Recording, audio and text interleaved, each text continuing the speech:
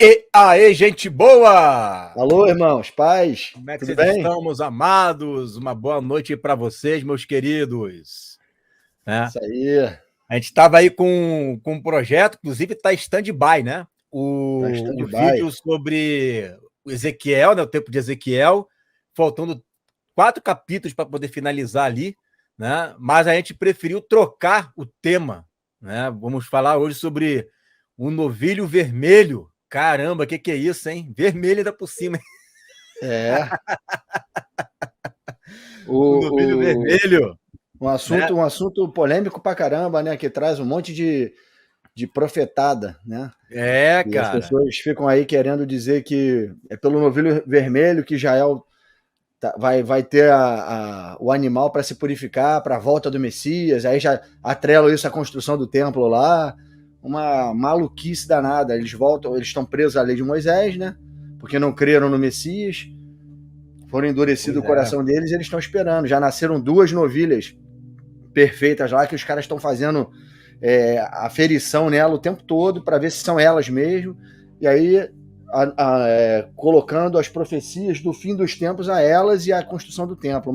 Um engano danado, né, cara? Uma coisa do diabo mesmo. Para Você vê, por enganar. exemplo, né? Segundo a história, né? Porque isso aí não está na Bíblia, né? Segundo a história deles, já apareceram 9 novilhos, né? Vermelhos, né? 9. E eles estão esperando o 10º. O 10º é aquele que vai já trazer o Messias, né? Então eles ficam. Até produziram uma, né? Até produziram Produziram uma novilha de laboratório, né? de laboratório, né? Mas aí não deu certo. Acabou parecendo um pelo lá, branco, porque tem que ser 100% É vermelho, 100% vermelha. né? Eu já tinha meditado alguma coisa acerca disso daí e vai ser bênção, né? Vai ser muita bênção. A gente está aqui com muita alegria no coração, né? Então, gente, vamos lá. O ritual do novilho e o... Ih, rapaz, batismo com fogo. Pensei, Pedro vai deitar e rolar hoje à noite aí. Batismo com fogo, gente. Então, é É, um assunto que é, ele é muito enigmático, né? Você vê que é um capítulo, acho que é um capítulo só, né? Que fala sobre o novilho, né? Número só 19. número 19. É só Só ele que esse. fala sobre isso, cara. Um capítulo dedicado a esse novilho. E não é nem todo o capítulo 19 que fala sobre ele, uma Uhum. parte só. Mas tem segredos ali, tem coisas ali que a gente vai perceber que ele remete perfeitamente ao Filho de Deus, né? A Jesus Cristo. E a gente vai trabalhar nisso daí. Nessa noite aí tem uma foto, né? De um novilho. Não é o ideal, porque você vê que embaixo dele ali tem pelo branco. E ele tem que ser todo vermelho, né? Todo vermelho, né? Um novilho todo vermelho. E não se nasce, né? Um novilho vermelho, né? Tem que ser 100%, 100%. Os caras ficam catando lá um pelinho, né? Um pelinho, qualquer É. coisa, né? Já não serve para ser o novilho que eles querem para o sacrifício, né? Bom, eu vou ler o texto, vou fazer o seguinte, Pedro, eu leio o texto, Uhum. tá? Já que foi uma live que foi você que praticamente... Eu só fiz o slide, mas você fez todo o esqueleto, né? O esboço da mensagem, né? Você que convidou, né? E tal. Então, eu faço a leitura do texto e aí você vai desenrolando, eu vou acrescentando aqui alguma coisa, tá bom? Beleza, fechou. Vamos lá, ó. Falou mais o Senhor a Moisés e a Arão, dizendo: Este é o estatuto da lei. Interessante, rapidamente, Pedro. É a primeira vez que eu vejo, né, essa expressão na Bíblia, né? Estatuto da lei. Eu nunca vi uma É. expressão dessa, né? É pontual nesse quesito da lei aí, é pontual. É Isso aí. impressionante, né? É a primeira e única vez, pelo menos é o que eu entendo, né? É a primeira vez e a única vez que eu vejo uma expressão forte assim: estatuto da lei.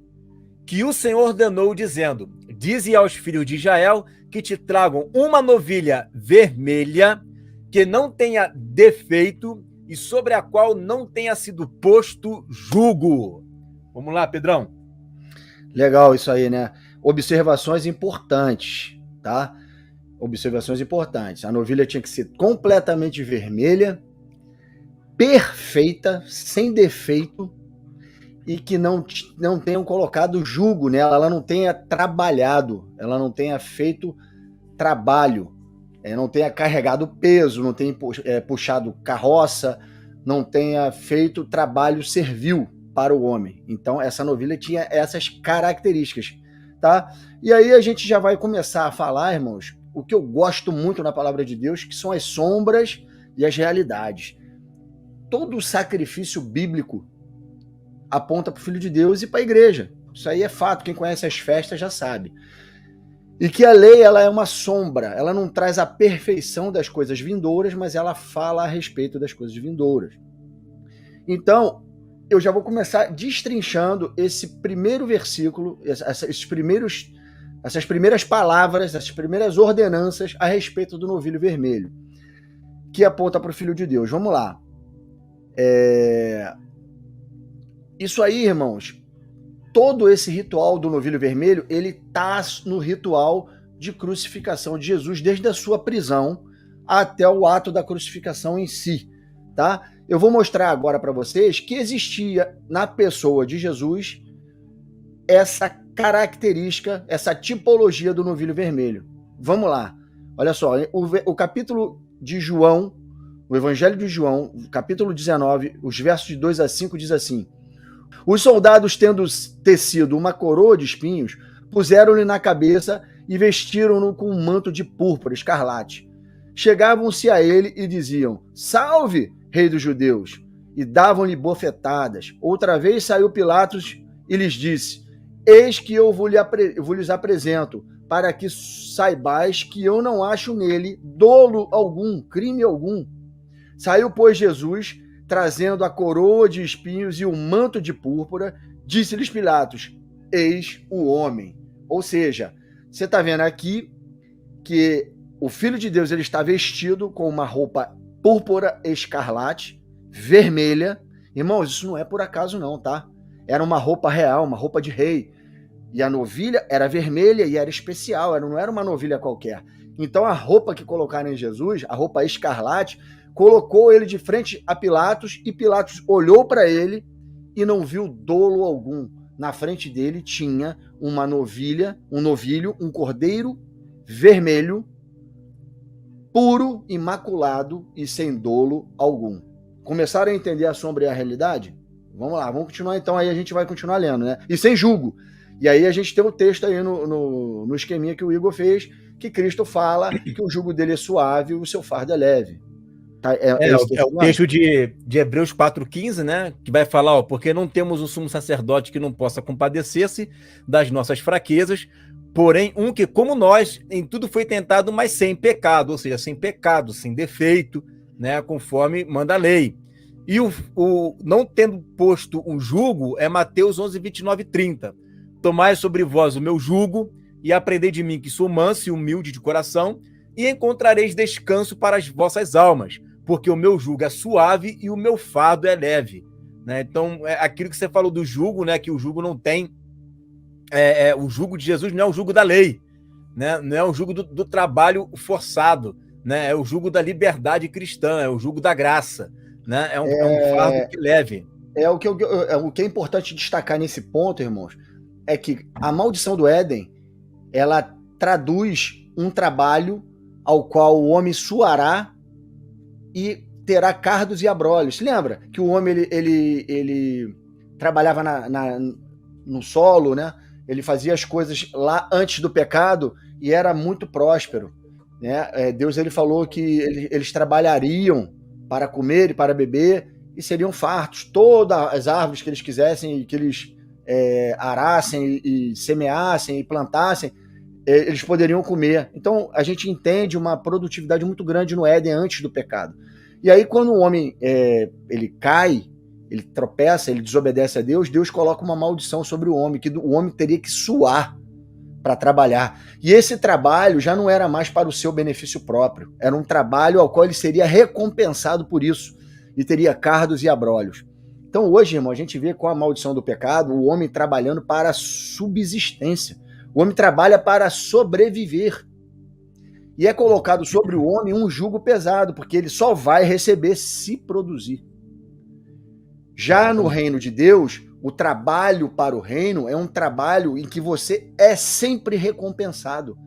E recompensado de uma maneira muito exponencial. Uma maneira, uma produtividade que vai lhe trazer galardão e de coisas eternas, não de coisas corruptíveis. Então o jugo do trabalho para o Senhor Jesus é um jugo de recompensa vindoura e uma recompensa eterna. Por isso o jugo dele é leve e suave. Entende, irmãos, o trocadilho? O novilho ele não tinha que ter jugo, não tinha que ter trabalho, não tinha que estar debaixo de uma maldição de trabalho. Ele não podia ter colocado jugo. Então vocês estão entendendo a sombra e a realidade disso na pessoa de Jesus? O trabalho feito para o reino é o mesmo trabalho que acontecia no Éden. É um trabalho que recompensa e é uma recompensa que ela não degrada.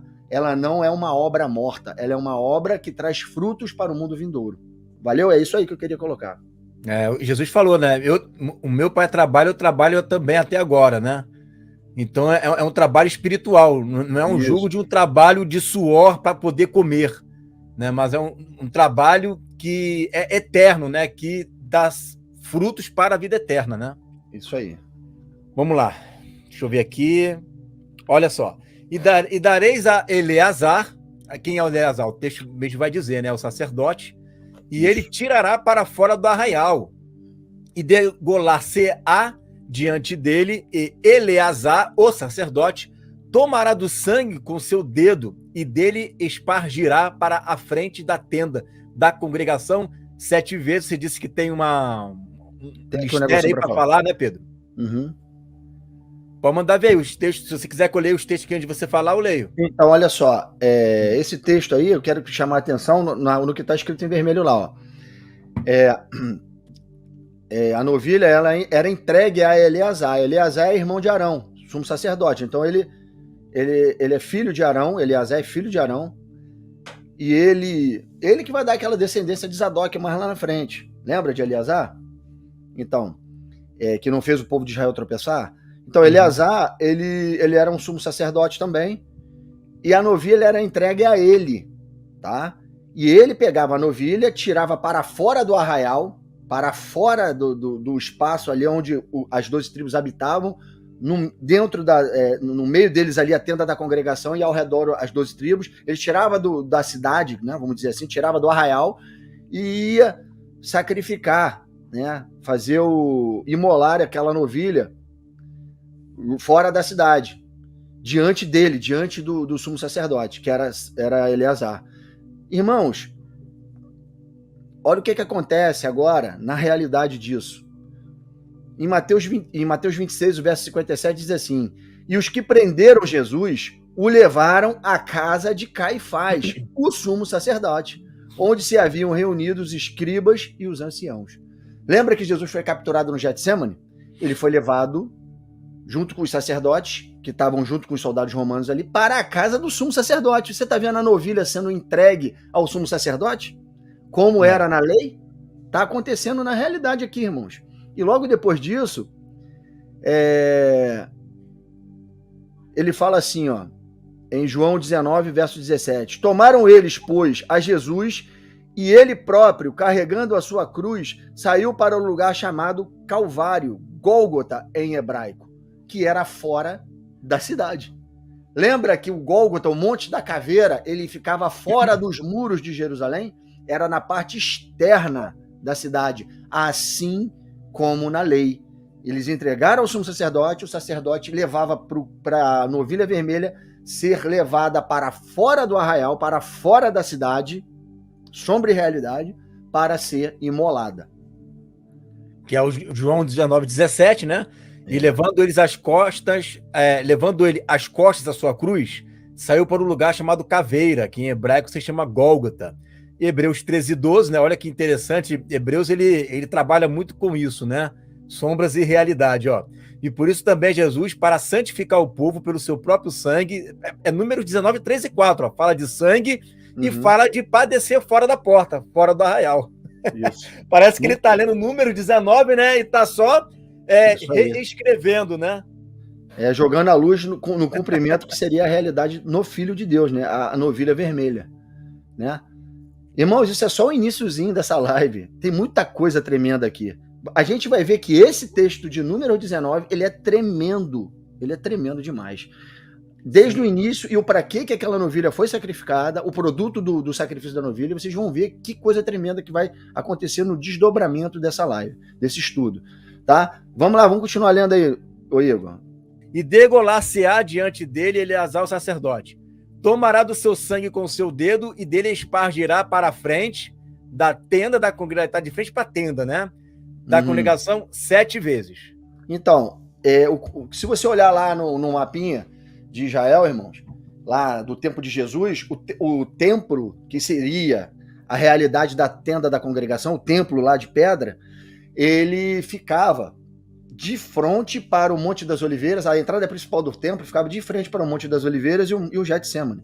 Os fundos do templo, ele dava para o Gólgota. Do Gólgota, você olhava para o templo, de frente para o Gólgota estava a traseira, o fundo do templo, a parte de trás do templo. Mas lá de cima, ele olhava e via o templo. E aconteceu exatamente isso que o Igor falou. Que ele tomou do sangue, né, dele e aspergiu 7 vezes para a tenda da congregação. 7 vezes. Para a frente da tenda da congregação 7 vezes. Se você pegar esse momento ele aconteceu dentro do sinédrio.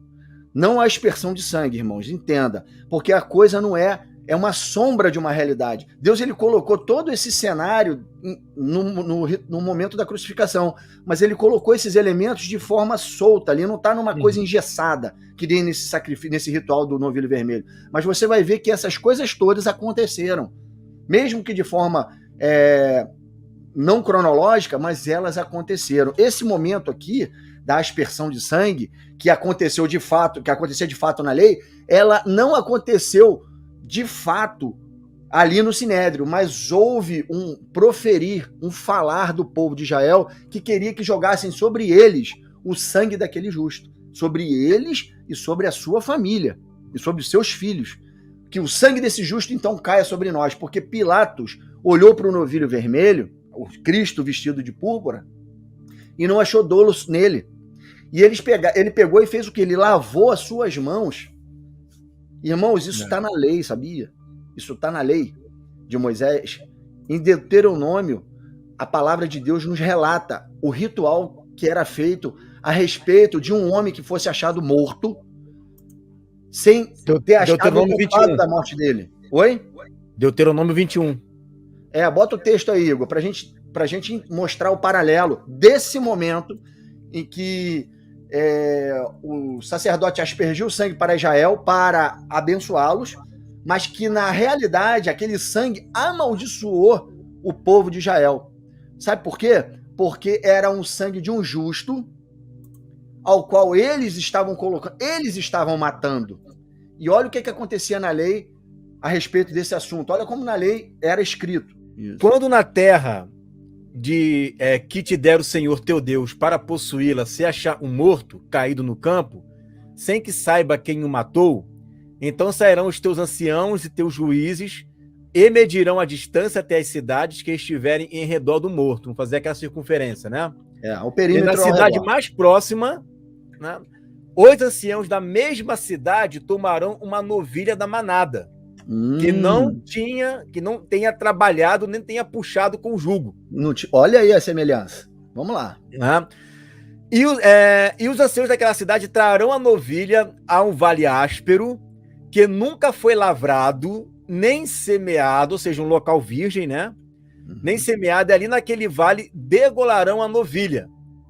Então se achegarão os sacerdotes, filhos de Levi, pois o Senhor teu Deus os escolheu para o servirem e para abençoarem em nome do Senhor, e pela sua palavra se decidirá toda a demanda e todo deferimento. E todos os anciãos da mesma cidade mais próxima ao morto lavarão as suas mãos, lavarão as suas mãos sobre a novilha degolada no vale, e protestarão e dirão: as nossas mãos não derramaram este sangue, e os nossos olhos não ouviram, né? Aí diz: se é propício ao teu povo Israel, que tu, ó Senhor, resgatastes, e não ponhas o sangue inocente no meio do teu povo Israel, e aquele sangue lhe será expiado. Assim tirarás o sangue inocente do meio de ti, pois fará o que é reto aos olhos do Senhor. Tá bom, até aí. Olha só, irmãos, que coisa tremenda. Olha o que Deus escreveu na lei dele e olha o que o povo de Israel estava fazendo mediante a Jesus. E Pilatos fez também, né? Parece Não, até Pilatos que ele tirou, né? tirou da conta dele. Ele fez exatamente o que os anciãos faziam. É. Ele pegou e lavou a mão sobre um novilho, que não tinha julgo nenhum. Pegou, lavou as mãos e falou: agora, meus amigos, vocês é que estão matando ele, então o sangue dele vai sobre vocês. Eu quero ser inocente sobre esse caso aqui. Né? Era o que o povo de Israel pedia quando viu o morto perto da sua cidade. Pedia para Deus, através do novilho, do sangue daquele novilho degolado, que aquele morto que apareceu ali não é culpa deles. Aquele sangue que está ali, daquele morto, não caia sobre eles, a maldição não caia sobre eles. E o que estava acontecendo ali? Eles estavam querendo matar Jesus. Eles estavam querendo matar Jesus. Estavam querendo achar culpa num novilho vermelho que era imaculado. E Jesus passou como novilho nas mãos do sacerdote para ver se havia culpa, e até Pilatos falou: não vejo nele culpa alguma. Ele não tem nenhum pelo que possa dizer que ele é um novilho que não é apto, né, a ser crucificado. Ou seja, ele é inocente. Ele é inocente. Eu lavo as minhas mãos sobre esse inocente, porque eu não quero que o sangue... Ele falou exatamente o que está na lei de Deuteronômio. Exatamente. Para ele. E aí o povo de Israel fala: então joga sobre nós o sangue desse inocente. E em cima de nós e dos nossos filhos. A maldição foi para eles, irmãos. Vocês estão entendendo o que está acontecendo? Por que Deus endureceu o coração do povo de Israel, dos judeus? Porque eles... O sangue que era para livrá-los do mal virou maldição sobre eles. Vocês estão entendendo que o sangue do novilho que era aspergido na lei para livrar Israel, agora está condenando Israel, porque eles mesmos que mataram o Filho de Deus? É o contrário, é o tiro que saiu pela culatra. Eles desobedeceram a lei porque eles não entendiam, irmãos, a realidade dessa sombra. Eles não discerniam o tempo que eles estavam vivendo. Eles estão fazendo todo o ritual certinho, bonitinho, né? Uhum. Mas na hora de crer no novilho, não, eu não creio. Não quero crer no novilho. Exatamente. Então, assim, gente, é impressionante, né? Agora, assim, esse texto de Deuteronômio, né, 21, você vê que é um cumprimento que não se esperava, porque não é um judeu que está fazendo isso, né? Mas é um juiz, porque ele tem autoridade de absolver ou não. Sim, o reino de Israel estava sobre o governo dele ali. E a lei fala que são juízes que vão determinar isso, né? Isso aí, exatamente. Então ali estava se cumprindo o que estava na lei e que era profético, tinha que se cumprir no Filho de Deus. O irmão está perguntando ali se Pilatos sabia da lei. Não, Pilatos, ele podia até conhecer da lei, mas aquilo ali ele fez no instinto. Eu não vou. Ele teve um sonho antes. Lembra? A mulher dele teve um sonho e incomodou ele. Ele sabia que aquele homem era inocente porque Deus havia revelado em sonho para a mulher do Pilatos. E aí diz ele que ele ficou com temor do sonho, né? Aquilo incomodou muito ele. E por isso ele não fez, para se cumprir. Porque Deus incomodou a esposa dele, que incomodou ele. Entende? Então teve o mover de Deus ali para que ele lavasse as mãos e cumprisse o ato da lei. Entendeu? É isso aí, é muito tremendo, irmãos, isso. Você viu, olha só como é que são as coisas, né? A questão do cumprimento, isso não. Eu falo assim como historiador, né? Que sou formado em história, e a gente sabe que isto daí que está acontecendo, esse cumprimento, não pode ser combinado, gente. Isso não pode ser combinado. Não combinou lá o Império Romano com os judeus? Vão fazer assim para inventar um Messias? Né? Vou inventar um Messias. Ó, eu faço isso, você faz aquilo, eu converso com você sobre isso, e vamos inventar um Messias e aí para poder enganar todo mundo, né? Gente, mesmo se a gente quisesse combinar, não daria certo. É muito perfeito o cumprimento das profecias, gente. É muito perfeito. De fato, Jesus é o Messias prometido. Ele é o novilho. Ele é o novilho. Novilho, né? Vermelho. Vamos continuar, galera. Vamos continuar que tem mais, ó. Continua lendo o verso 5 agora. Vamos lá, vamos embora. Vamos continuar aqui, ó. Então vamos lá, onde eu parei aqui, olha só. Verso 5. Então queimará a novilha perante seus olhos, né? Olha que interessante, o seu couro, a sua carne, o seu sangue, tudo que é inerente ao corpo morre, com o seu esterco se queimará. Tudo Aí olha queimado. o que Hebreus 10:10 vai dizer: na qual vontade temos sido santificados pela oferta, oblação é oferta, né? Do corpo, né? Do corpo de Jesus, feita uma vez. O sacrifício, irmãos, que era o holocausto, óbvio que eles não queimavam os mortos da cruz, mas aquele sacrifício que matou a Jesus era sacrifício, aroma suave às narinas do Pai. Sim. Um sacrifício aceito. Ali estava o corpo, estava o sangue, estava todo o material genético de Jesus Cristo que estava nas suas entranhas. Tudo foi entregue. Tudo foi entregue como sacrifício. O Filho foi entregue como sacrifício. Diante do sumo sacerdote. Não está dizendo aqui, o sacerdote, a vista dele, a vista do sacerdote, será queimada a novilha. A vista de Caifás e de todos os sacerdotes. E eles estavam lá no Gólgota, né? Estavam lá. E será que ele está chamando Elias, né? Será que ele está chamando Elias? Ele está mandando, ele está falando que Elias, dele. Isso aí, exatamente. Né? Rei de Israel, sai daí agora, rei de Israel. Perante os olhos do sacerdote. É o que a gente falou. Na hora de fazer o ritual, ok. Mas na hora de crer no ritual, aí eles negaram. Eles nem sabiam o que estavam fazendo. Jesus falava para eles: perdoe o Senhor, porque eles não sabem o que fazem, não sabem o que dizem. Eles estão cumprindo um ritual aqui, entendeu? Um ritual ao qual eu tenho que ser essa novilha. Só que os sacerdotes... Né, Pedro? Jesus falou, né? Perdoe-lhes porque eles não sabem o que fazem. É isso aí. Né? Eles estão fazendo todo o ritual, mas eles não estão sabendo o que estão fazendo. Exatamente isso. Exatamente isso. Né? Eles não sabem o que estão fazendo.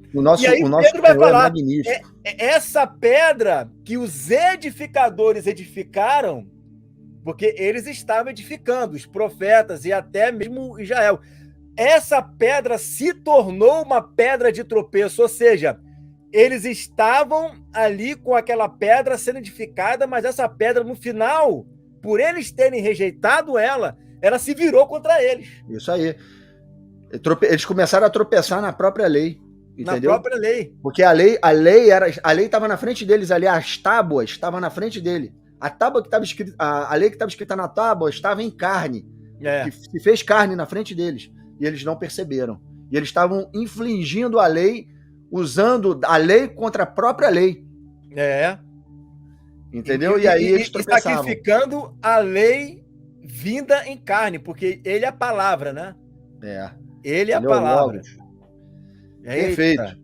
E aí ele tá vendo lá que tudo se queimará. E aí continua, verso 6 aí. O se queimar, né, Pedro? É aquilo que a gente falou, né? Hebreus 10, né? A sombra não é exatamente a mesma coisa, né? Jesus não foi queimado, mas foi ofertado o seu corpo, né? Então permanece o princípio, né? Exatamente. Então olha aí o que diz o texto, ó. E o sacerdote tomará pau de cedro, ou cedro, né? Isopo, carmesim, e o lançará no meio do fogo que queima a novilha. Ou seja, na hora do sacrifício, vai tudo junto. Isso aí.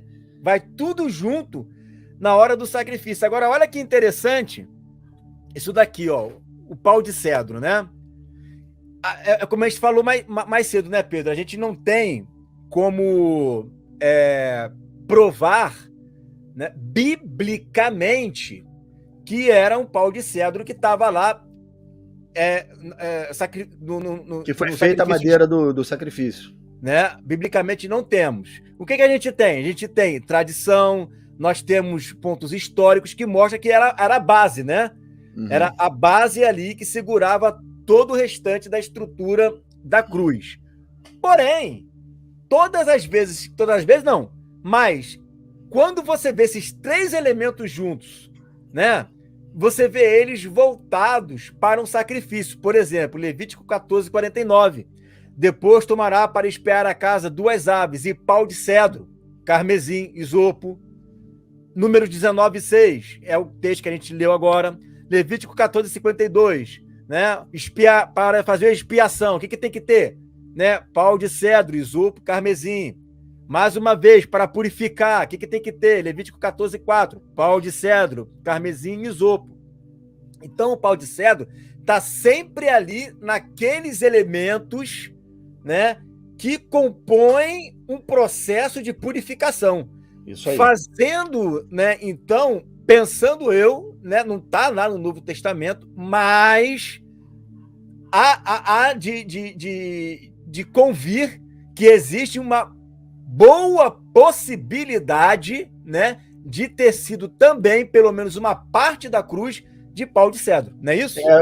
Eu fiz uma pesquisa, eu vi que alguns historiadores da época, alguns homens lá de Israel, alguns rabinos e uns caras que eram estudadores arqueológicos da época lá, do tempo de Jesus, eles falavam que era muito comum em Israel ter oliveiras, ter carvalhos e videiras, e se faziam os carpinteiros lá usavam muito esse material para fazer madeira, para usar para fazer artefatos lá. Então, assim, e que era muito provável que os carvalhos que tinham muito em Israel foram as madeiras que fizeram a crucificação. Porque o das videiras, a madeira que tinha nas videiras eram retorcidas. E o carvalho era mais brusco, mais denso, mais forte. E o cedro também. Só que alguns historiadores falavam que o cedro foi usado na cruz para colocarem, apoiar. Era um compartimento ali que era usado para apoiar os pés da pessoa que estava pendurada na cruz. Apoiava-se os pés. O que era feito de cedro era aquilo ali. Independente disso, irmãos, o cedro estava naquela cruz. E isso, pela lei e pelo formato como Deus faz os paralelos entre realidades e sombras e realidades, eu tenho certeza que o cedro fazia parte daquilo ali. Porque estava sempre dentro de um ritual de purificação, como a gente provou nos textos. O isopo estava. Foi com o isopo que botaram aquele vinagre e colocaram na boca de Jesus. Não foi? O manto carmesim, irmãos, eu entendo aquilo ali, a tipologia daquilo ali, que era queimado o sangue do próprio filho, sabe? Porque a veste carmesim ficou lá no Sinédrio. Eles tiraram aquela roupa de Jesus e botaram a roupa que ele estava, quando ele saiu carregando a cruz. Entende? E aí a tipologia para o carmesim, o estofo carmesim, a roupa carmesim, o tecido carmesim, eu vejo aquilo ali como aquele mesmo tecido que mostrava o sangue do filho, que remia o pecado, aquele mesmo tecido que estava lá nas muralhas de Jericó, na casa de Raabe, né? Na casa de Raabe. Aquele manto carmesim que estava lá. Entende? Remidor, que anunciava ali a redenção. Eu vejo ali o sangue de Cristo como esse sangue, como esse manto carmesim que estava ali.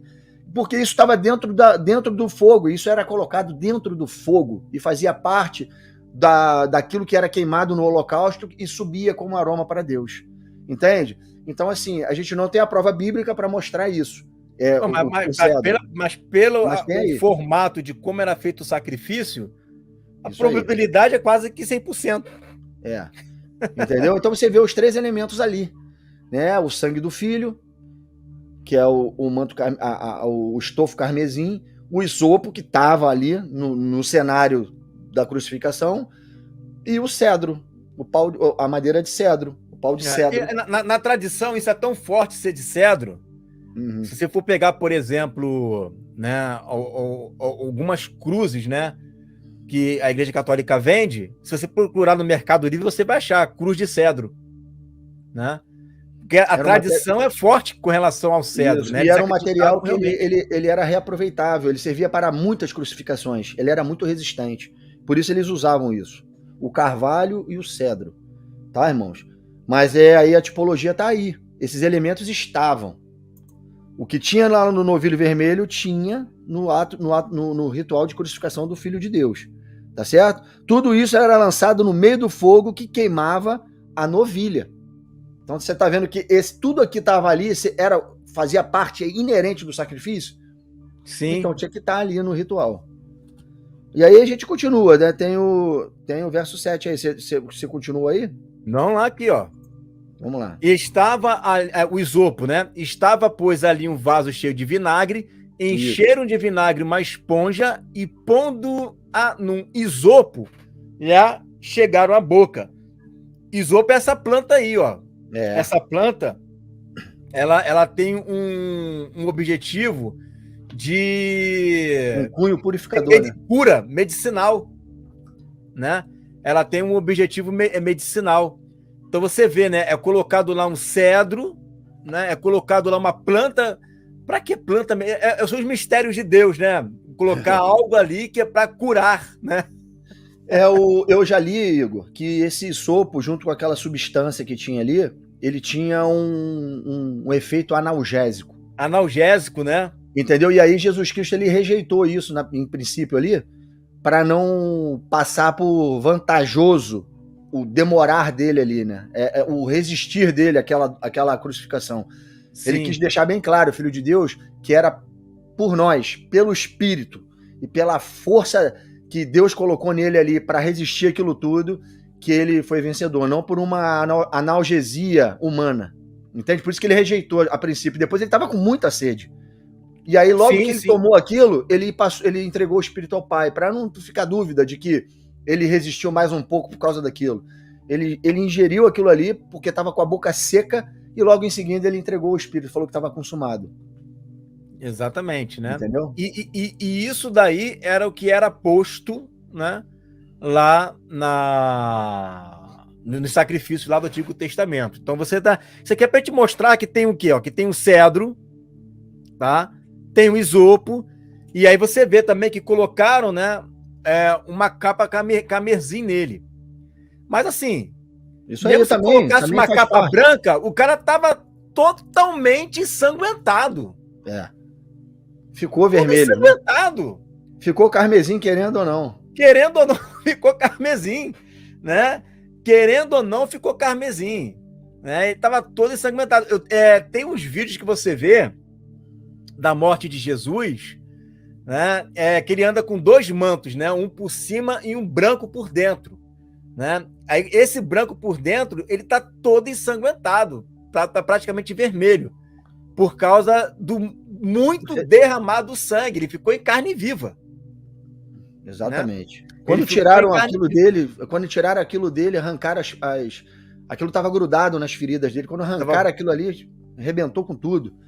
Né? Então ele estava realmente, né? Mas agora, quando ele voltar, a roupa vai estar salpicada de sangue, mas é de outro sangue. É de outro sangue. É do lagar do furor. É do lagar da era do furor. Né? Isso aí. É o sangue dos inimigos. Né? Então você veja que está cumprindo ali. Você veja que não é um ritual no momento único, né? As coisas, às vezes, parece que tem um cumprimento em parte. Né? Aos pouquinhos, né? Vai acontecendo. É como se assim, cadê a questão da capa? Aconteceu ali, né? Cadê a questão do isopo? Aconteceu lá. Então as coisas vão acontecer, mesmo que não ao mesmo tempo, mas em partes, mas as profecias estão todas elas em algum momento acontecendo na vida dele ali. Exatamente. É desse jeito mesmo. Vamos ver aqui, ó. Então o sacerdote lavará as suas vestes e banhará, ou seja, o camarada fez o sacrifício, agora ele vai crer naquilo que ele fez, ó. Banhará a sua carne na água e depois entrará no arraial, né? E o sacerdote será imundo até a tarde. Também... Vocês vão entender isso aí, irmãos, com o desenrolar do texto, até a água purificadora que é mais embaixo. O que acontecia? Só vou dar esse adendo aqui, só para os irmãos entenderem o que está acontecendo aqui. O sacerdote, quando ele sacrificava o novilho vermelho, o produto do novilho vermelho era a cinza. Eles queriam era a cinza do novilho, para misturar com uma água e fazer uma água purificadora para Israel. O produto desse sacrifício era uma água purificadora. Então, nesse momento aqui, que o sacerdote está fazendo esse sacrifício, o holocausto está acontecendo. A cinza do animal não está pronta ainda, tá queimando. Então ele não tinha água purificadora para se purificar. O que ele fazia? Ele tomava um banho, tirava a sujeira e até o final da tarde, quando a água purificadora estaria pronta, para purificá-lo, até o final da tarde ele estava sujo. Mesmo com o banho que ele tomou. Ele estava sujo. Porque só aquela água com a cinza que purificaria ele, que estava ali imbuído do sacrifício. Entendeu? Mexendo naquele negócio ali. Aquilo ali era sujo. Sabe? Aquele sacrifício daquele novilho era sujo. Era para purificação. Então quem encostasse naquilo, quem mexesse com aquilo, estava imundo e não podia entrar no arraial. Tinha que tomar um banho, entrava no arraial e ficava ali porque estava sujo até o final da tarde, não tinha contato com ninguém, ficava quieto. Era isso, esse é o sentido do negócio, porque depois que eles se lavariam com a água purificadora. Mas vamos lá, isso é a lei, tá, irmão? Isso é a sombra. Depois a gente vai para a realidade. Vai lá, Igor, continua aí. E aí, ó, também aqui a queimou, né? Tanto o sacerdote como aquele que queimou, lavará as suas vestes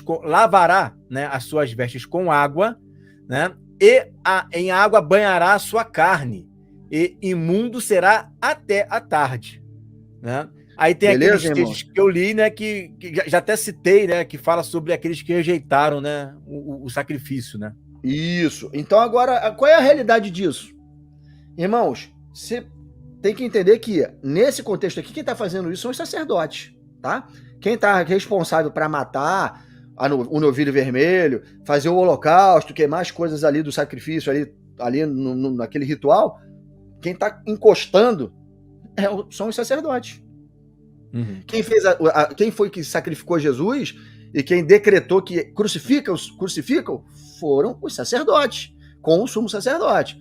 Tudo se encaixando, tá certo? Então, na realidade, aqueles homens que estavam lá sacrificando Jesus, eles já tinham lançado sobre eles uma maldição, que aquele sangue daquele justo viesse sobre eles. E Deus respondeu, irmãos.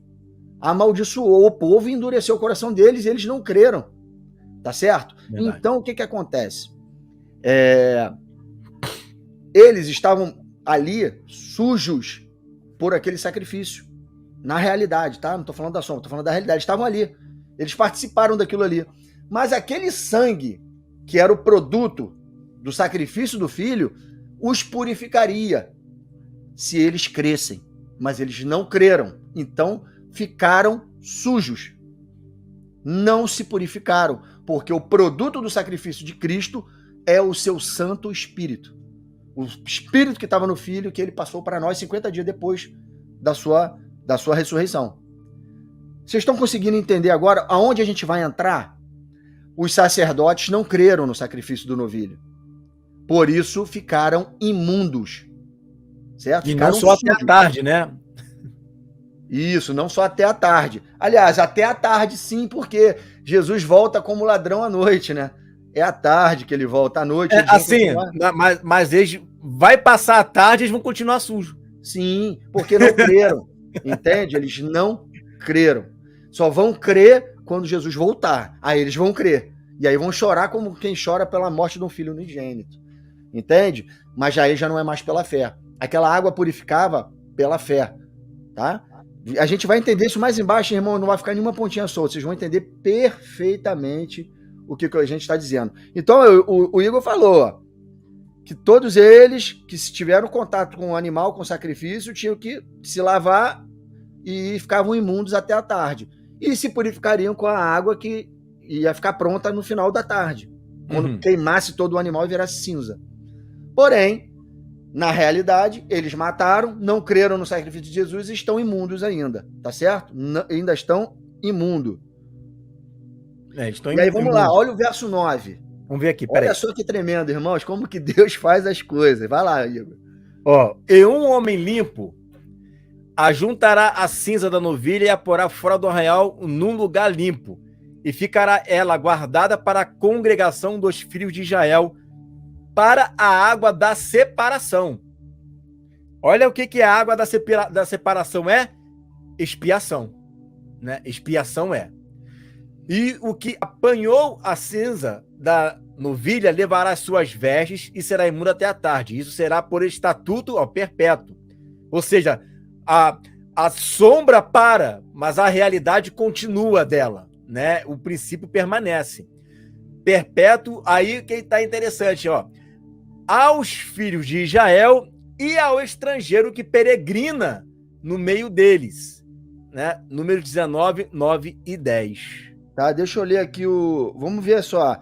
No verso 9, irmãos, o irmão engoliu aí que um homem limpo ajuntará as cinzas, né? E depositará fora do arraial no lugar limpo. Em João 19, 38, aparece esse homem, irmãos. Aparece esse homem. Depois do sacrifício de Jesus, depois que Jesus morreu, né? Que, parafraseando na lei, é depois que o holocausto queimou todo o novilho e virou cinza, né? A cinza foi o produto do holocausto e o corpo de Jesus é o produto do sacrifício. Olha o que acontece.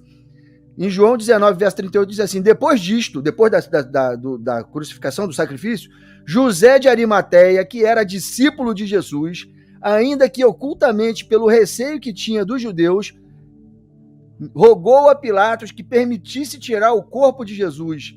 Pilatos lhe permitiu. Então foi José de Arimateia e o retirou o corpo de Jesus e enterrou aonde? Numa tumba virgem, num lugar limpo. Botou os produtos do sacrifício, que na lei era cinza e na realidade o corpo do filho, e colocou no lugar limpo. Um homem justo, irmãos. Se você sabe quem é José de Arimateia... fala aqui, ó, Marcos 15, 43, ó. Homem honrado, né? Senador honrado, e que também aguardava o reino de Deus. Tremendo, né? Ele esperava o reino de Deus. Né? Aí em João 19, verso 41, diz assim: no lugar onde Jesus fora crucificado, havia um jardim, e neste um sepulcro novo, no qual ninguém tinha sido ainda posto. Limpo. Limpo. Zero. Se cumprindo o que aconteceu com o novilho, o produto do novilho, né? O produto do sacrifício do novilho, que é a cinza, na realidade é o corpo de Cristo, é o corpo do Filho, o corpo do Senhor, que ficou ali e José de Arimateia guardou e levou para um lugar limpo. É tremendo, irmãos, é tremendo. Isso aqui, quando eu fui lendo isso aí, fui desvendando isso pelo Espírito de Deus, eu ficava arrepiado, irmãos. Como é... Você vê que, é claro que ele não está pegando as cinzas de Jesus, né? Porque isso é sombra, né? Não exata as coisas como está escrito, mas ele está pegando... O que é a cinza? É o corpo. Né? É o corpo, né? A cinza é o produto do sacrifício, né?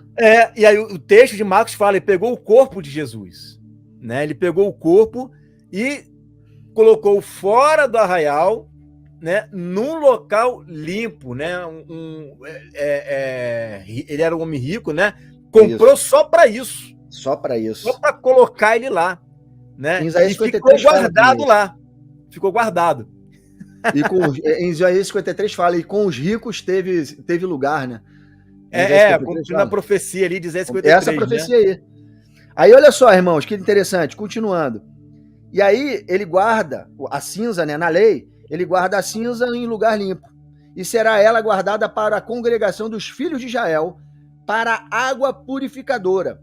É oferta pelo pecado.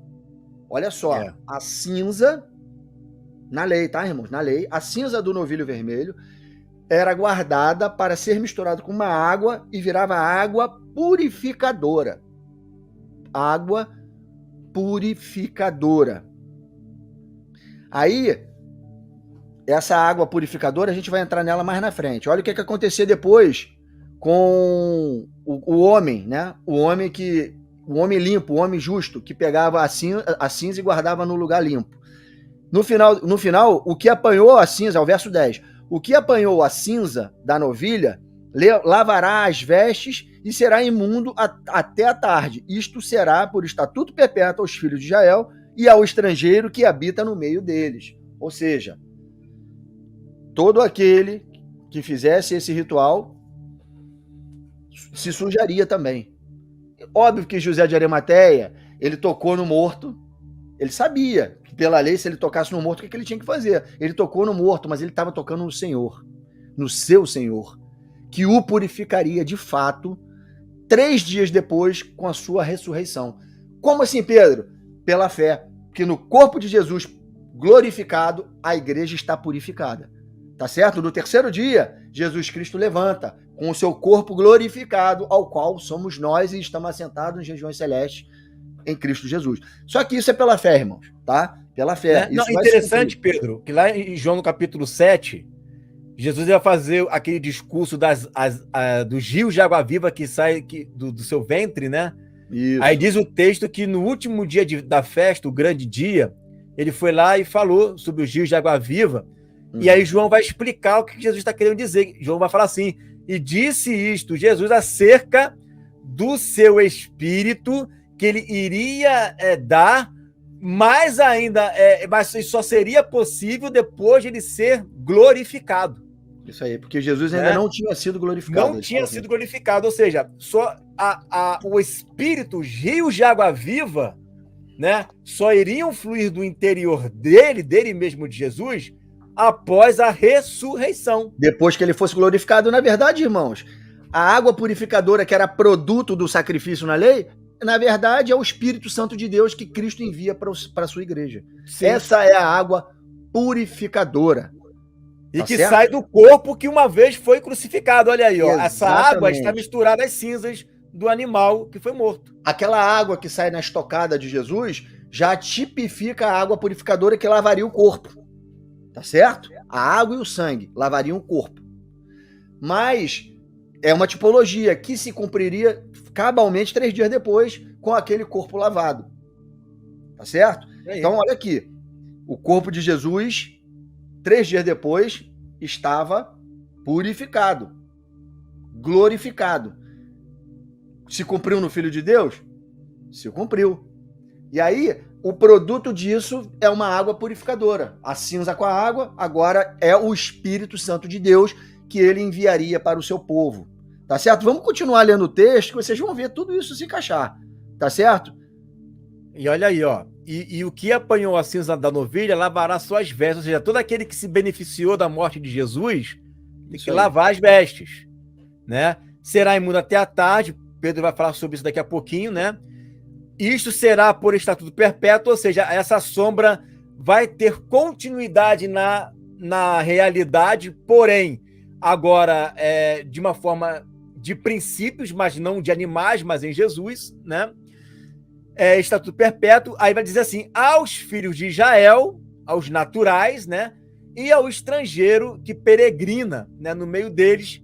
Aí nós temos Efésios 2, 11 e 13, que diz assim: portanto, lembrai-vos de que vós, noutro tempo, éreis gentios na carne, chamados à incircuncisão, pelo que na carne se chama circuncisão, feita pela mão dos homens, que naquele tempo estáveis sem Cristo, separados da comunidade de Israel e estranhos às alianças da promessa, não tendo esperança sem Deus no mundo. Mas agora em Cristo Jesus, vós que antes estáveis longe, já pelo sangue de Cristo chegaste perto, né?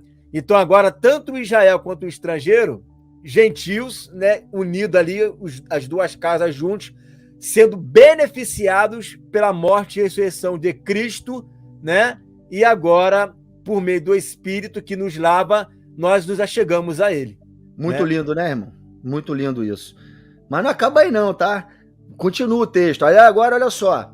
Para que essa água servia, né?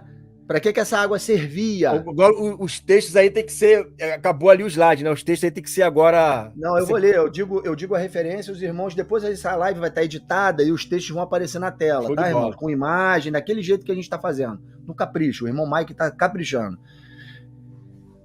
Então, vamos lá, olha. No verso 11, é o porquê dessa água. Para que servia essa água? Porque existia em Israel um ritual de todo aquele que tocasse em alguma coisa morta ou num homem morto, em algum morto, cadáver de algum homem, esse homem ficava imundo por 7 dias, irmãos. Por 7 dias. Tá a continuação de número 19, é o verso 11. Eu vou ler para vocês. Número 19, verso 11. Aquele que tocar em algum morto, cadáver de algum homem, imundo será 7 dias. Verso 12. Ao 3º dia e ao 7º dia se purificará com esta água. Que água? A água com cinza do novilho, a água purificadora. Ao 3º dia e ao 7º dia se purificará com esta água e será limpo. Mas se ao 3º dia e ao 7º dia não se purificar, não será limpo. Todo aquele que tocar em algo morto, cadáver de algum homem, e não se purificar, contamina o tabernáculo de Deus, o tabernáculo do Senhor. essa pessoa será eliminada de Israel, porque a água purificadora não foi aspergida sobre ele. Imundo será, está nele ainda a sua imundícia. Tá certo? Deixa eu ver aqui o que eu anotei. Você Olha só, irmãos, que a pessoa, se ela não se beneficia, ela tem ele tá falando aqui pro povo de Israel, né? Isso. Então, o povo de Israel que não fizesse ritual, pela fé, claro, né, que tinha que crer, né? Não fizesse ritual... Você tá falando sombra ou lei? Sombra ou realidade? Os dois juntos agora, quer ver, ó? Se ele não fizesse isso, ele era extirpado do povo. Ele tinha que... E hoje é a mesma coisa, que se você não crer no Filho, ou seja, se você não for obediente, se você não pisar no sangue, né, de Cristo, você também será extirpado do povo de Israel. Só que isso tem uma implicação mais profunda, nos remetendo ao Espírito Santo agora. Porque, olha só, o que a gente tem que ter na cabeça é o seguinte: a água purificadora, que é o produto do sacrifício da novilha vermelha, do novilho vermelho, é essa água, com essa cinza do novilho que purificava. E tinha uma purificação no terceiro dia e tinha uma purificação no sétimo dia. Olha aí agora o que vai acontecer. São dois momentos. Jesus é o novilho vermelho. Ele morre, estamos falando da realidade, ele morre, é glorificado e no dia 50, no Pentecoste, ele manda o seu Espírito, que é o do Pai, passou para ele e ele passa para nós, o Consolador.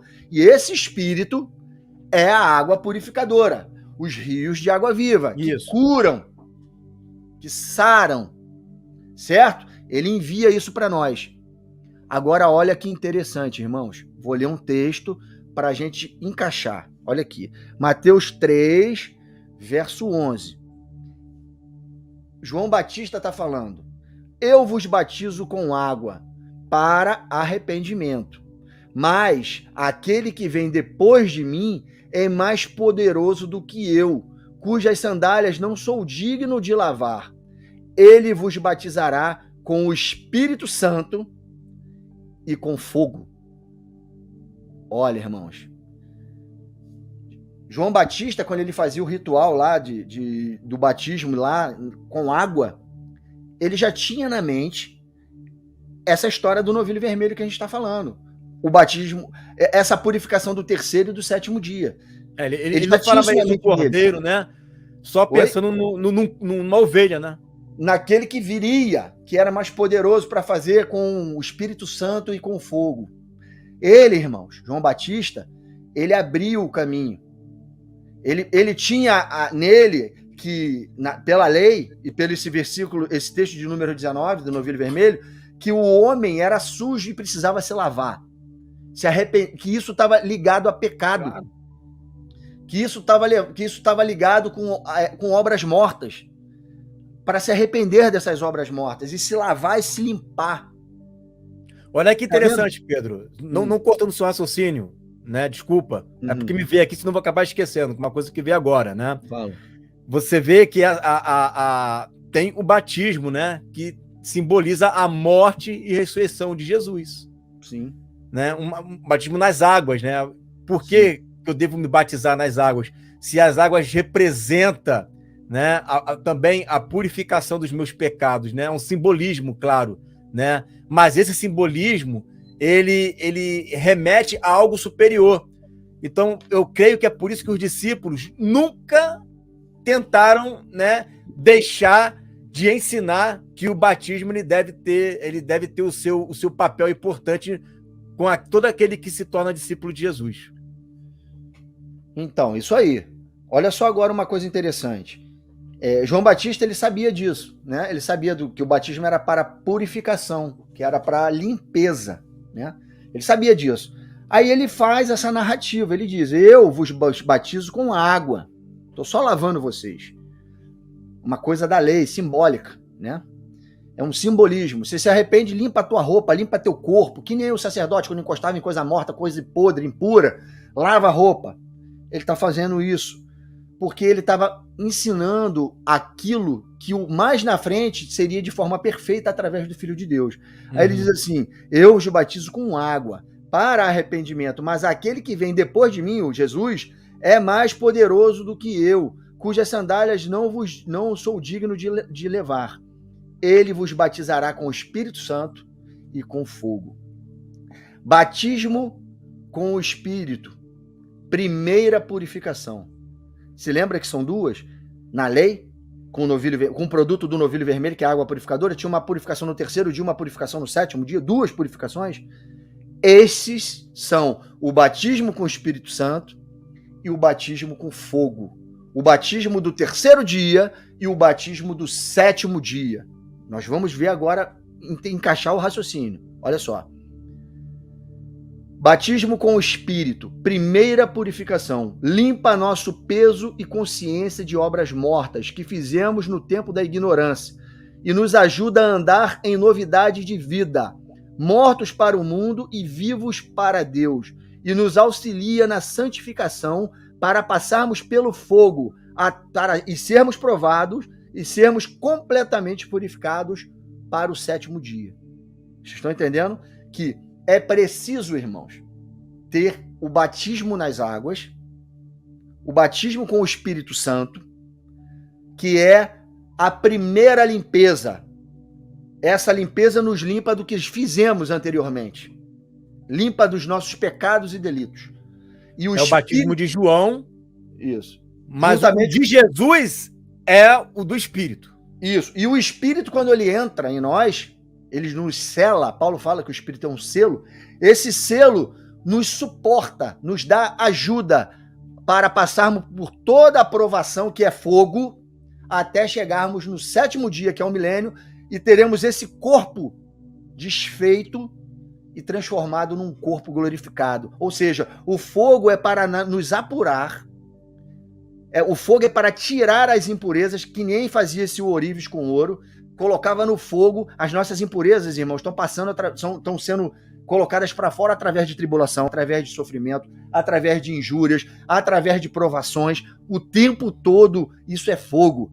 E isso traz o ouro, faz o ouro reluzir, o ouro brilhar, até que seja perfeito e o ourives veja a sua face em nós, que é Deus. E isso só vai acontecer, irmão, quando formos glorificados. A glorificação é o batismo no fogo. Nós somos colocados no fogo até que cabalmente se cumpra o batismo no fogo, que é a glorificação, quando reluzirmos a face de Deus e formos imortalizados, quando esse corpo de corrupção se desfizer e se tornar um corpo de incorruptibilidade. Se lembra que é preciso ter o Espírito? Paulo fala em 2 Coríntios, se eu não me engano, ou 1 Coríntios, fala que nós temos que estar vestidos para sermos revestidos de glória. 2 Coríntios capítulo 5. Primeiro, vestidos, não nus, vestidos pelo Espírito.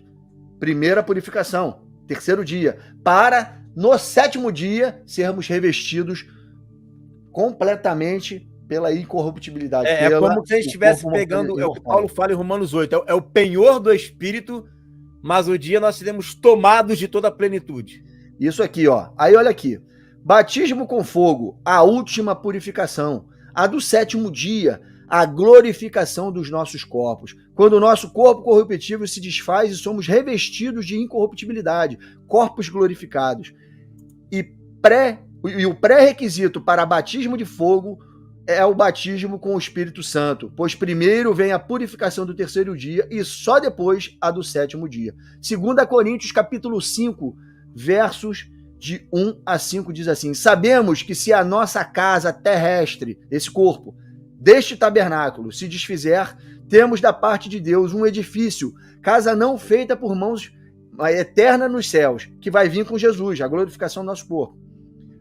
Por isso, neste tabernáculo, gememos tribulação, prova, fogo, aspirando por sermos revestidos da nossa habitação celestial, o nosso corpo glorificado.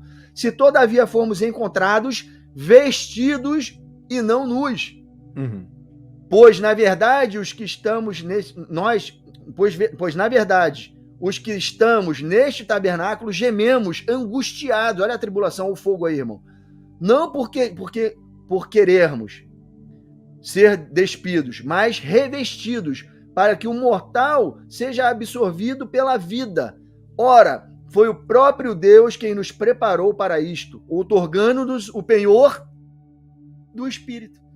É através do Espírito, irmãos, que nós conseguimos, por causa do terceiro dia que nós conseguimos chegar no sétimo, porque foi empenhado em nós a água purificadora, o sacrifício de Cristo Jesus, quando ele envia o seu Espírito Santo para nós, e aí isso nos purifica para entrarmos no sétimo dia.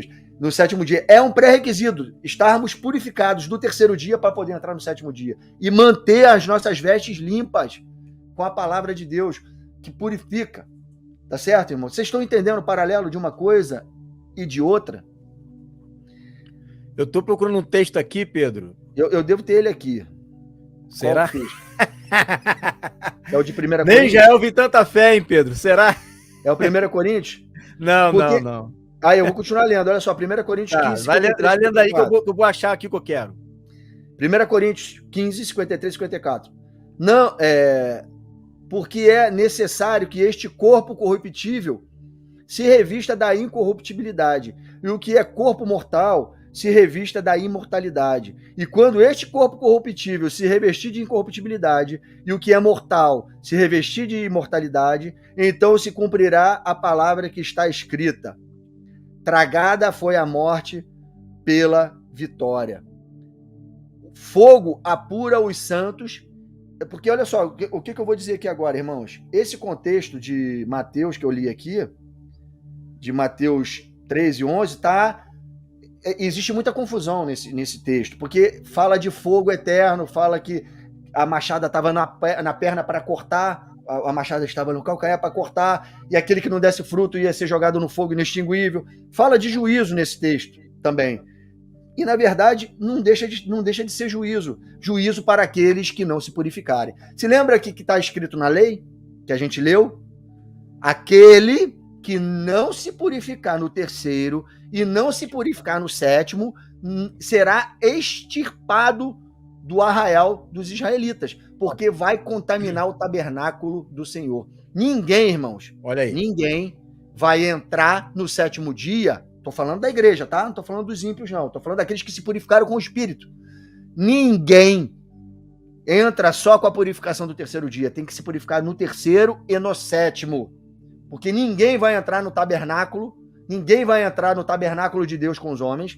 Ninguém vai entrar no sétimo dia, quando Jesus voltar para estabelecer o seu reino milenar nessa terra, se estiver impuro, com contato com o morto. O morto nessa história somos nós, irmãos. O nosso corpo mortal, coberto de pecados, ele é lavado pelo Espírito e depois purificado com fogo. E aí entramos no milênio. Entramos no reino, no tabernáculo que Deus vai começar a trazer para essa terra no seu Filho no milênio e vai finalizar no oitavo dia, que é a eternidade. Vocês conseguiram entender os paralelos, irmãos? O que eu estou querendo dizer aqui para vocês? Olha que texto bonito, o Pedro, para poder alinhar com o que você está falando aí. Agora a realidade, tá? Olha aqui. Deus fala para a igreja de Laodiceia, né?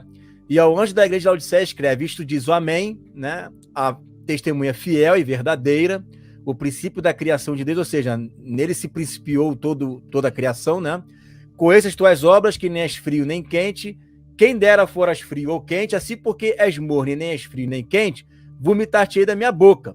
Como dizes: rico sou e estou enriquecido, e de nada tenho falta. E não sabes que é um desgraçado e miserável e pobre segue nu? Ou seja, lembra que o Pedro acabou de ler de 2 Coríntios capítulo 5?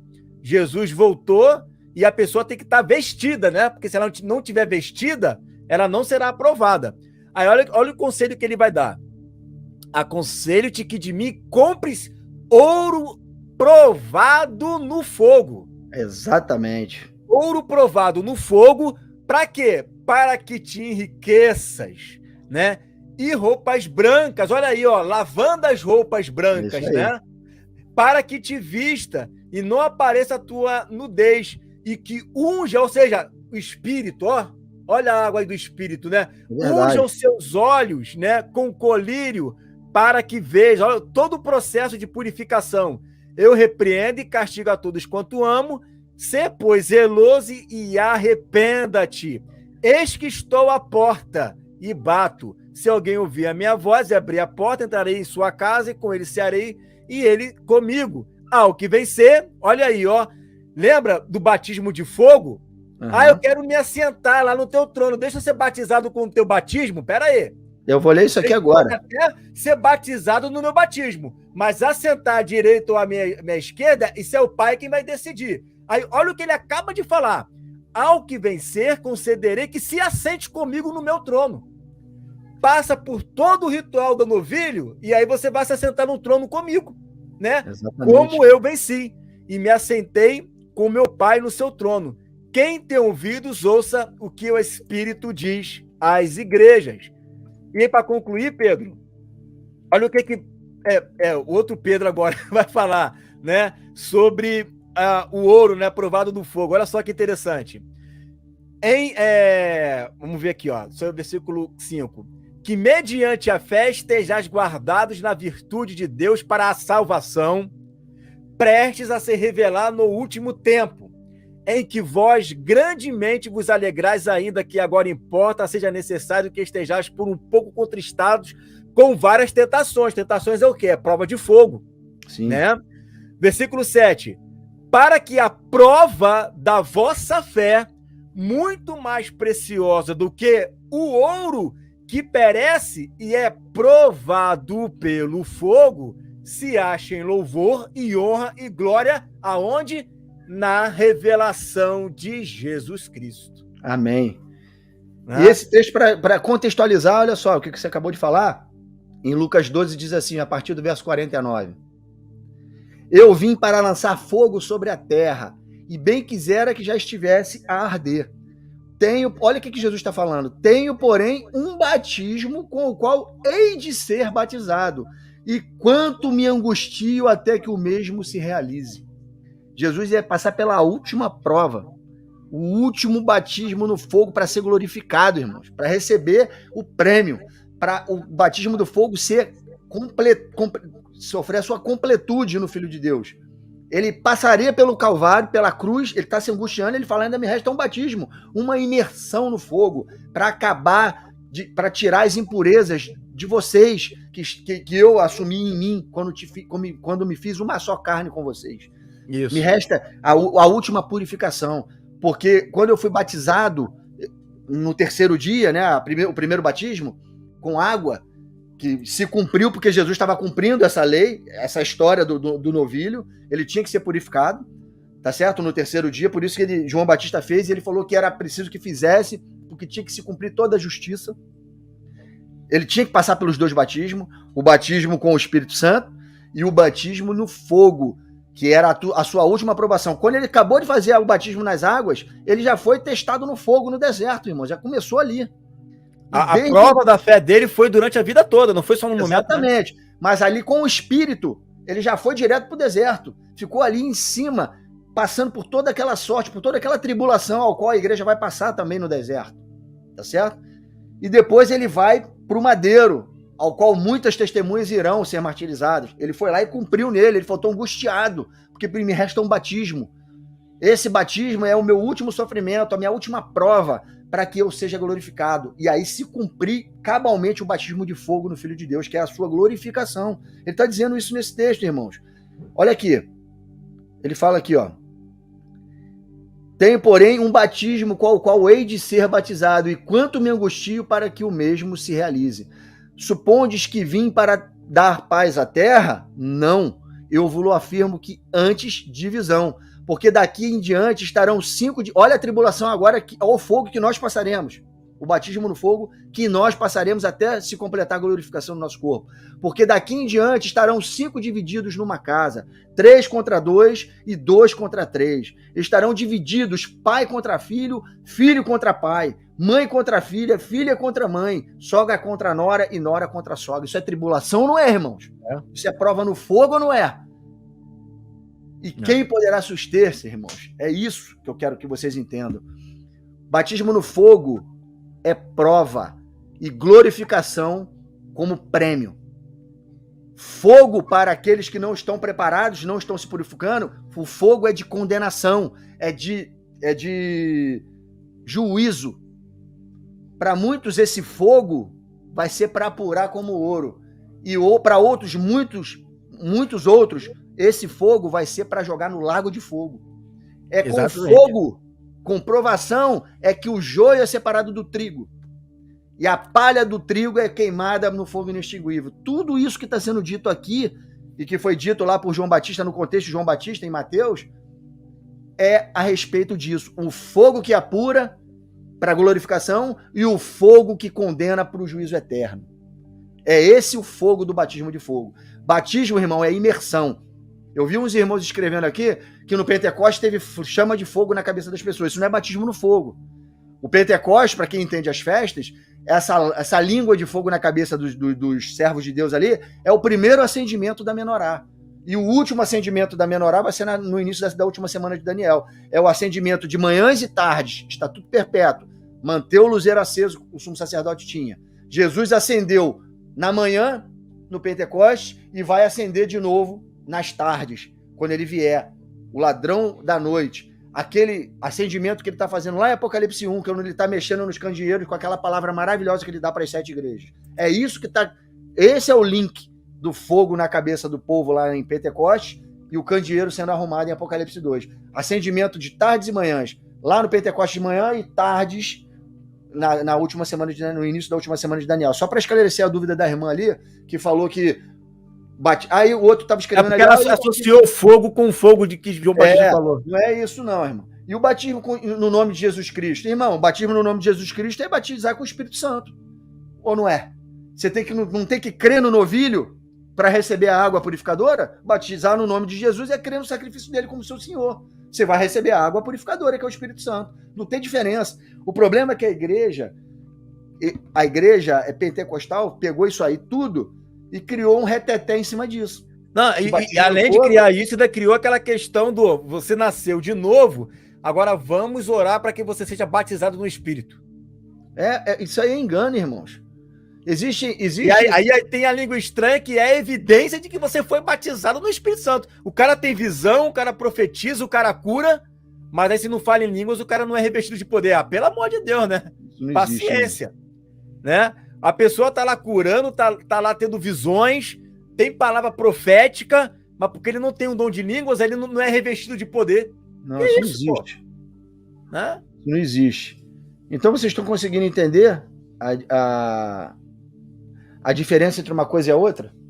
Vocês estão conseguindo ver a diferença da realidade, a semelhança da realidade com a sombra? Vocês estão vendo que esse novilho... Agora eu vou fazer um apanhado geral para resumir, quem não pegou a live desde o início. O novilho vermelho, irmãos, o produto do sacrifício dele era para criar uma água purificadora. Cristo morreu e dele saiu o Espírito que lava a igreja pela palavra. O batismo no Espírito Santo é o batismo, é a purificação do terceiro dia. É aquela que nos limpa do que fizemos antes de conhecer Cristo, que tira o nosso limpa a nossa consciência de pecado. Capítulo 10, Pedro, ele fala assim, ó, porque todos nós fomos batizados em um só corpo, pelo mesmo Espírito. O batismo com o Espírito é quando você é colocado no corpo de Cristo. Exatamente. É isso aí. E qual é aquele verso que fala que uns serão salvos como pelo fogo? É Paulo que fala. Não, isso aí já é o de prata, pedras preciosas, né? Isso. O que Paulo está dizendo ali? Que o fogo vai apurar a obra. Não é o fogo que apura a obra? Vou pegar o texto aqui para você, Pedro. O fogo apura a obra. E muitos serão salvos como que pelo fogo. Ou seja, vai ter sua santidade, vai fazer algumas obras, que vai ser palha, que vai ser... o fogo, irmãos, na verdade, o fogo, ele revela as obras. Ele traz o brilho do ouro. Leia o texto aí, Igor. Porque ninguém pode pôr outro fundamento além do que já está posto, o qual é Jesus Cristo. Se alguém sobre este fundamento formar um edifício de ouro, prata, pedras preciosas, madeiro, feno, palha, a obra de cada um se manifestará. Isso aí. Na verdade, o dia declarará, porque pelo fogo será descoberta, e o fogo provará qual seja a obra de cada um. Se a obra que alguém edificou nessa parte permanecer, esse receberá galardão. Se a obra de alguém, todavia, se queimar, né, sofrerá detrimento, mas o tal será salvo, todavia, como pelo fogo. Né? Então você veja que ele está falando aqui de pessoas, né, que tem em suas obras prata e feno. Mas se ela só tiver feno, meu irmão, né? Você veja que aqui ele está falando de pessoas que têm prata e feno. Mas se não tiver prata, não tiver ouro, não tiver pedras preciosas, vai ser queimado na fogueira. Não tem nada, não deu fruto, lança e joga na fornalha. Aqui tá misturado, tem ouro, prata, madeira, feno, ele tá misturado naquela pessoa ali, né? E aí, o que vai permanecer são as coisas boas. As coisas más ela perde e isso vai ter detrimento, vai sofrer, vai perder galardão, né? Agora, se ela só tiver madeira, feno e palha, aí já era. Não tem obras. Aí o texto de Mateus fala, o machado já está no pé. Aquele que não tiver frutos dignos de arrependimento, ou seja, ouro, prata e pedras preciosas. Se não tiver, é fogo inextinguível. Para uns o fogo apura e revela as obras, para ser glorificado. Para outros, queima as obras e é fogo eterno. Simples, é isso que o texto está dizendo. Sabe? Não tem dúvida nenhuma sobre isso. Não tem dúvida nenhuma sobre isso. E, irmãos, era sobre esse assunto que a gente queria falar. Tem já 1h25 de live, acho que a gente foi bem abrangente. Bem, os textos falam por si mesmo. Você viu a semelhança do novilho vermelho, que é o Filho de Deus. Todo o cenário do ritual do novilho com o ritual de crucificação de Cristo e o produto disso, que é o envio do Espírito, para sermos batizados no terceiro, lavados, purificados no terceiro e no sétimo dia. Tá certo? Tudo lindo, irmãos, tudo encaixado, tudo perfeito, sombra e realidade. Eu fiquei impactado com essa revelação, irmãos. Eu espero que você também tenha ficado. Depois você assista de novo a live, reveja de novo a live. Você aproveita esse momento aí para ver as notificações do meu canal, do canal do Igor, canal IT, canal Venha Teu Reino. Não deixa de ver as notificações. Confere lá se o sininho tá ligado. Confere a inscrição do canal. Confere se você já deu o joinha no vídeo. A gente precisa disso, irmão. A gente precisa que essa mensagem se espalhe pela internet. Eu espero que vocês tenha ficado bem claro para vocês aí o significado do batismo no Espírito e o batismo no fogo, a purificação do terceiro e a purificação do sétimo dia. Que entenda que nós já fomos submersos, batizados no fogo. Nós fomos colocados, submergidos na tribulação já. Porque Cristo veio para causar isso, no nome dele. E ele se alegra em ver que nós defendemos o nome dele com o preço da nossa própria vida. Isso é sacrifício agradável a Deus. O sacrifício é queimado, irmãos. Não é? A tribulação é fogo que queima. Queima da mesma maneira que esse fogo nos purifica e nos faz semelhantes a Jesus, até que cheguemos na plenitude do nosso corpo, para ser a redenção do nosso corpo. E o fogo queima o holocausto, queima o sacrifício e é agradável a Deus. É isso que a gente tem que entender. Acho que foi ficou bem cristalino, né? Como a irmã Letícia está falando, bem claro, clarinho demais. E sim, ficou muito bom, né? E acho que a gente conseguiu fechar todos os textos, né? Conseguimos usar o máximo de texto possível aí, né? E, cara, ficou muito bom mesmo. Essa questão do novilho vermelho aí foi sanada aí com excelência hoje, né? Excelente. Tá bom, irmãos?